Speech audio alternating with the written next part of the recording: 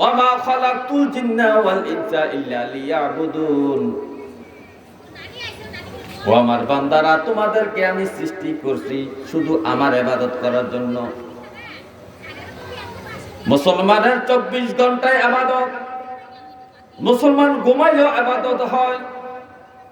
তো কিভাবে ঘুমাইলে ইবাদত হবে? ঘুমের আগে কিছু আমল আছে, ঘুমানোর দোয়া আছে।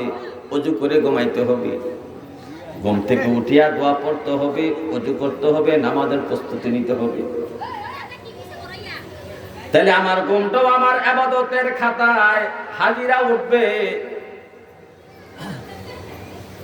মুসলমানের প্রত্যেকটা কাজ, প্রত্যেকটা কর্ম, প্রত্যেকটা আমল ইবাদতে পরিণত হয়। তো আমাদেরকে আল্লাহ সৃষ্টি করেছেন শুধু আল্লাহর ইবাদত করার জন্য, নবীর তরিকা মতে,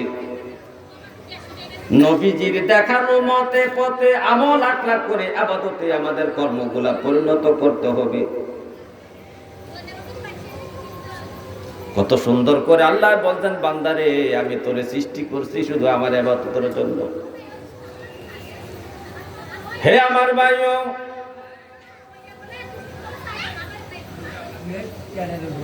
আজকে নতুন একটা কথা শুনে যান। পুরান কথাটা আগে বলি। প্রত্যেকটা মুসলমান মুখস্থ করা হয়েছে, কবরের মধ্যে 3টা প্রশ্ন করা হবে। মোটামুটি প্রত্যেকটা মানুষ যাদের বুঝ শক্তি আছে, যারা সাবালক হয়েছে, নাবালক থেকে সাবালক হয়েছে, তাদের মধ্যে এই কথাটা বিশ্বাস আছে যে কবরের 3টা প্রশ্ন করা হবে। কিন্তু দুঃখের বিষয়, প্রত্যেকটা মানুষ জানে কবরের 3টা প্রশ্ন করা হবে, কিন্তু এই প্রত্যেকটা মানুষকে হাসরের মাঠে আল্লাহ তাআলা স্বয়ং 5টা প্রশ্ন করবে, এই কথাটা মুসলমান জানে না।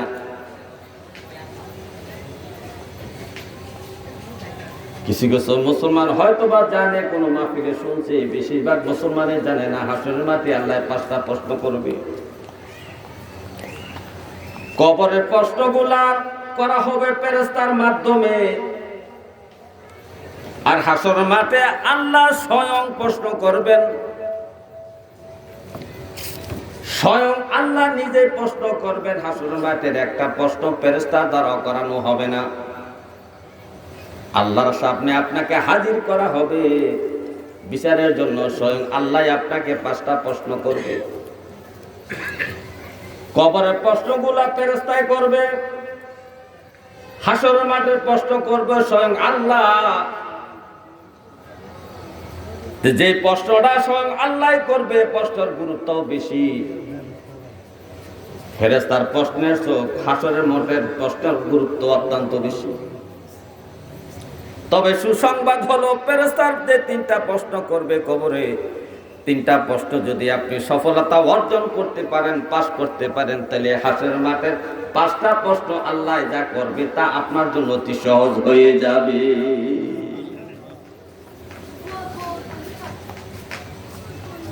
হে আমার ভাইও, হাসরের মাঠের 5টা প্রশ্ন সম্পর্কে তিরমিজি শরীফের মধ্যে আব্দুল্লাহ ইবনে মাসউদ থেকে বর্ণনা করা হয়েছে। স্বয়ং আব্দুল্লাহ ইবনে মাসউদ রাদিয়াল্লাহু তাআলা আনহু হাদিসটা বর্ণনা করতেছেন। আব্দুল্লাহ ইবনে মাসউদ নবীজির প্রিয় সাহাবী। আবু বকর, ওমর, ওসমান, আলী, আবু হুরায়রা, আব্দুল্লাহ ইবনে আব্বাস, আব্দুল্লাহ ইবনে ওমর থেকে শুরু করে গণ্যমান্য আলেম শ্রেণীর, সবচেয়ে বড় আলেম শ্রেণীর যে সাহাবায়ে কেরাম ছিলেন, এর মধ্যে একজন হলো আব্দুল্লাহ ইবনে মাসউদ। যে আব্দুল্লাহ ইবনে মাসউদ নবীজির খাদেম হিসেবে ছিলেন, নবীজির খেদমত করতেন, নবীজিকে অত্যন্ত ভালোবাসতেন। এই ইসলাম গ্রহণের কারণে এই আব্দুল্লাহ ইবনে মাসউদ অনেক নির্যাতন সহ্য করেছেন। নবীজির সাথে সাথে আব্দুল্লাহ ইবনে মাসউদ থাকতেন। তো যিনি খাদেম হিসাবে নবীজির পাশে থাকতেন, নবীজির পাশে পাশে পিছে পিছে নবীজির ওযু করাইতেন, নবীজির তার নামাজের সময় ডেকে দিতেন, নবীজির নামাজের ব্যবস্থা করতেন, নবীর খাওয়ার ব্যবস্থা করতেন, নবীর বিশ্রামের ব্যবস্থা করতেন। যে আব্দুল্লাহ ইবনে মাসউদ, সে আব্দুল্লাহ ইবনে মাসউদ নবীজির জবান মোবারক থেকে স্বয়ং এই হাদিসটা শুনেছেন। এই হাদিসটা শুনিয়া উনি জগৎবাসীকে জানানোর জন্য হাদিসটা বর্ণনা শুরু করলেন। আব্দুল্লাহ ইবনে মাসউদ বলেন, হে জগতের মানুষ, আমার নবীজি ইরশাদ মুবারক করেছেন, লা তাজুলা কদামা ইবনে আদম, হাসরের মাঠে যখন ইসরাফিল সিংহা ফু দিবেন, দলে দলে মানুষগুলা হাসরের মাঠে সব উপনীত হবে, উপস্থিত হয়ে যাবে। উপস্থিত হয়ে যাওয়ার পরে প্রত্যেকটা মানুষ অপেক্ষা করবে বিচার কাজ শুরু হওয়ার জন্য। অপেক্ষা করা সবচেয়ে বড় কঠিন, মৃত্যুর চেয়ে বেশি কঠিন অপেক্ষা করা, মানে মৃত্যুর সমতুল্য কঠিন হলো অপেক্ষা করা। হাসরের মাঠে প্রত্যেকটা মানুষ, বাবা আদম থেকে শুরু করে কিয়ামত পর্যন্ত যত মানুষ থাকবে সব মানুষ হাসরের মাঠে হাজির। সবাই অপেক্ষা করতেছে কখন বিচারটা শুরু হবে।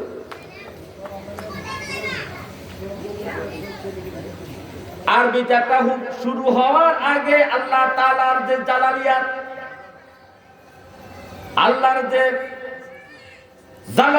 জালালিয়াত যে প্রকাশটা করবেন, আল্লাহ তাআলা খুব রাগান্বিত থাকবেন। নবীজি বলছেন, আল্লাহ এত রাগান্বিত থাকবেন, এত রাগান্বিত থাকবেন যে আল্লাহর সামনে কোনো আম্বিয়ে কেরাম কথা বলার সাহসও থাকবে না, সবাই ভয় পাবে।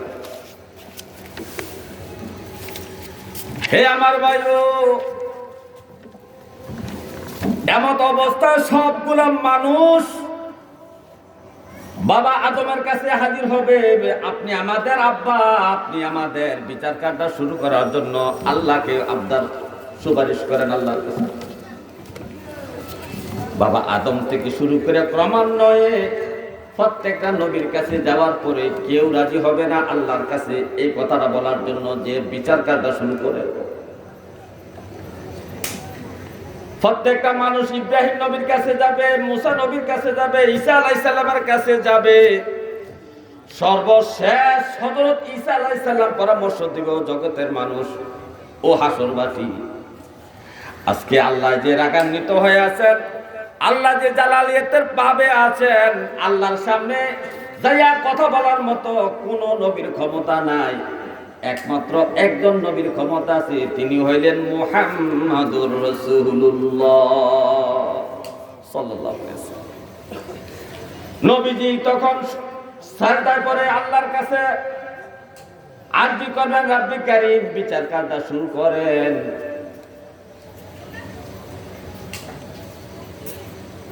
তখন আল্লাহ তাআলা বলবেন, হাবিব মাথা উত্তোলন করুন, আপনি যাকে শাফায়াত করবেন তার শাফায়াত আমি গ্রহণ করব। তখন বিচার কাজ শুরু হয়ে যাবে। এই বিচার কাজ শুরু হওয়ার মধ্যে সর্বপ্রথম প্রত্যেকটা মানুষকে বিচার কার্য শুরু করার আগে 5টা প্রশ্ন প্রত্যেকটা মানুষকে করা হবে। এই 5টা প্রশ্নের মধ্যে 1 নাম্বার প্রশ্ন হলো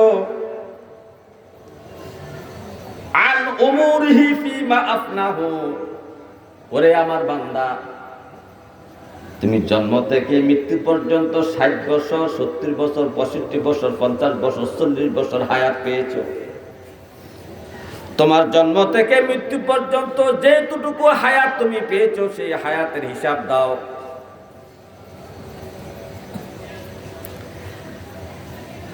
এই তোমার জীবনকালটা জন্ম থেকে মৃত্যু পর্যন্ত তোমার জীবনকালটা কিভাবে শেষ করেছো, কিভাবে অতিবাহিত করেছো, একটু হিসাব দাও। তখন আপনার এই হিসাব শুরু হয়ে যাবে, আপনার আমলনামা শুরু হয়ে যাবে। জন্ম থেকে মৃত্যু পর্যন্ত আপনি কি কি কাজ করেছেন, কিভাবে সময় অতিবাহিত করেছেন, কোথায় কি করেছেন, সব বর্ণনা আপনি দেওয়া শুরু করবেন। আপনার বর্ণনায় যদি ভুল হতেও পারে, কিন্তু আমল নামায় যে লেখা হয়েছে তাতে তো ভুল নাই। আমি কোনো কিছু লুকাতে চাইলেও লুকাইতে পারবেন না। আমল নামায় আপনার মুখের ভাষায় এক হইতে হবে। তাহলে আমাদের জীবনের হিসাব দিতে হবে জন্ম থেকে মৃত্যু পর্যন্ত। এখন আপনার 60 বছর ধরে নিলাম, আপনার 60 বছর পর্যন্ত জীবিত ছিলেন, 60 বছরের হিসাব আপনাকে দিতে হবে। কিন্তু 60 বছরের মধ্যে আপনি 50 বছর বয়সে নামাজ ধরেছেন, নামাজ পড়া শুরু করেছেন, 10 বছর নামাজ পড়ছেন। আপনার 60 বছরের মধ্যে আপনি 10 বছর নামাজ পড়েছেন, শেষ 10 বছর 50 থেকে 60, অথচ আপনার উপর নামাজ ফরজ হয়েছে 10 বছর থেকে। তো 10 থেকে 50 পর্যন্ত এই 40 বছর আপনার হিসাবটা কি হবে যে আপনি নামাজ পড়লেন না? হে আমার ভাইও, গভীর ভাবে মনোযোগ।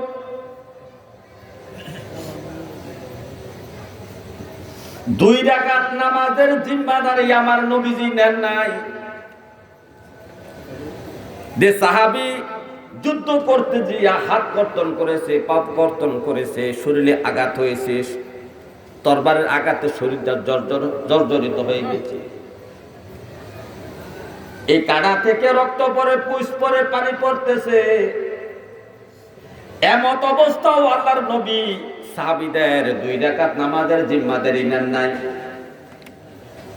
নবী কথা বলে নাই, এরে আমার সাহাবারা, উহুদের যুদ্ধে যুদ্ধ করতে যাইয়া তোমার হাত কেটে গিয়েছে, সুতরাং তুমি নামাজ পড়বা কেমনে? নামাজ পড়তে গেলে রুকু সাজদা করতে হলে 2 হাতের দরকার, তোমার হাত আছে 1 হাত।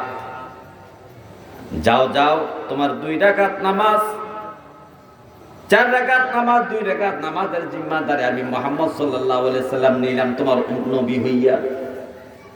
তুমি 2 রাকাত নামাজ পড়া লাগবে না, এমন জিম্মাদারি আমার নবী নেন নাই।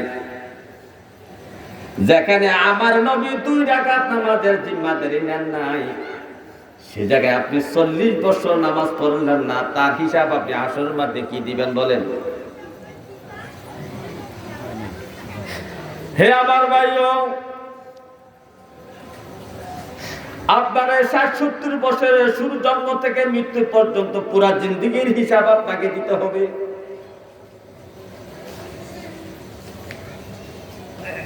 এক নাম্বার প্রশ্ন, এই জিন্দেগীর হিসাবটা আপনি দিতে গিয়ে আপনার অবস্থা কি হবে আপনি একটু চিন্তা করে দেখেন। আপনি কত বছর পরে ইবাদত ধরেছেন, আমল আখলাক ধরেছেন, যেই বছরগুলা, যেই সময়গুলা, যে বয়স পর্যন্ত আপনি ইবাদত করেন না, তার হিসাব আপনার কি হবে? এই কথা স্মরণ করে করে আল্লাহর কাছে বেশি বেশি কান্নাকাটি করেন, তওবা ইস্তেগফার করেন। যারা নামাজ পড়েন নাই, নামাজগুলা কাজা হয়েছে 40 বছর পর্যন্ত, কাজা নামাজগুলা অতি দ্রুত বেগে পড়া শুরু করেন। এই কাজা নামাজ পড়ার জন্য আর ওয়াক্তের দরকার নাই, যখনই নামাজের সময় হবে তখন থেকে কাজা নামাজ পড়া শুরু করতে থাকেন। দৈনিক 20 রাকাত, 30 রাকাত, 40 রাকাত, 50 রাকাত করে এভাবে কাজা নামাজগুলো আদায় করা শুরু করে দেন। হে আমার ভাইও, 2 নাম্বার প্রশ্ন হলো, ওয়া আন শাবাবিহি ফিমা আবলাহু, শাবাব যৌবনকাল। 2 নাম্বার প্রশ্ন নয়, আল্লাহ করবেন বান্দারে, আমি তোরে দুনিয়ায় পাঠাইছিলাম, তোর যৌবনকাল আমি একটা দিয়েছিলাম, অনেক শক্তিশালী ছিলি, মনে যা চায় তাই করার তোর ক্ষমতা ছিল, শরীরে অনেক শক্তি ছিল। 40 বছর পর্যন্ত মানুষের যৌবনকাল থাকে, 10 থেকে 40 পর্যন্ত 30 বছর যৌবনকালের সময়। 10 বছরে আপনি পরিপূর্ণ সাবালক হলেন, নাবালক থেকে 40 বছর পর্যন্ত 30 বছর সময় আপনার যৌবনকাল। এই যৌবনকালের শরীরে রোগ কম হয়, মনে যা চায় তাই করতে পারেন, কামাই রুজু বেশি করতে পারেন, পরিশ্রম বেশি করতে পারেন, মাটি কাটতে গেলেও পারেন, হাল চাষ করতে গেলে পারেন, আপনার শক্তির সমস্যা নাই, কিন্তু 40-এর পরে তখন আপনার বার্ধক্য চলে আসে। তো আল্লাহ বলবেন, হে আমার বান্দা, তোমার এই যৌবন কালটা কোন কাজে তুমি নিয়োজিত রাখছিলা, কি কাজে তুমি সময়টা কাটাইছো, এটার একটা হিসাব দাও। যৌবন কালের হিসাব বড় কঠিন হিসাব। আমার নবী ও যুবকদেরকে বেশি পছন্দ করেছেন। ইসলামের যে সময় সূচনা হয়েছে, ইসলামের শুরু থেকে যুবকরা ইসলামের সবচেয়ে বেশি খেদমত করেছেন। ইসলামের প্রচার প্রসার বেশিরভাগ হয়েছে যুবকদের দ্বারা হয়েছে, যুবক সাহাবীর দ্বারা হয়েছে। ইসলামের দাওয়াতটা মিশরে যাওয়া, সিরিয়া যাওয়া, পারস্যে যাওয়া, ইরাকে যাওয়া, এই সমস্ত দেশের মধ্যে যে ইসলাম প্রচারের জন্য যে যুবক সাহাবারা গেছেন, তারা ছিল যুবক। যুদ্ধের ময়দানে যারা সবচেয়ে বেশি ক্ষমতা দেখাইছেন, যুদ্ধের পাওয়ার দেখাইছেন, তারা ছিলেন যুবক সাহাবী। আমার নবীজির সবচেয়ে বেশি সহযোগিতা করেছেন ইসলাম প্রচারে যুবকরা। এই জন্য আল্লাহ এই যুবকদের এই যৌবনকালের হিসাব বেশি নিবেন। এই যৌবনকালের হিসাব আল্লাহ তাআলা নিবেন বান্দার কাছ থেকে। বান্দারে, তোমার এই 30 বছরের যৌবনকালের হিসাবটা দাও। যৌবনকালের ইবাদতের কি মাহাত্ম্য দেখেন। যৌবনকালে যদি আপনি ইবাদত করেন,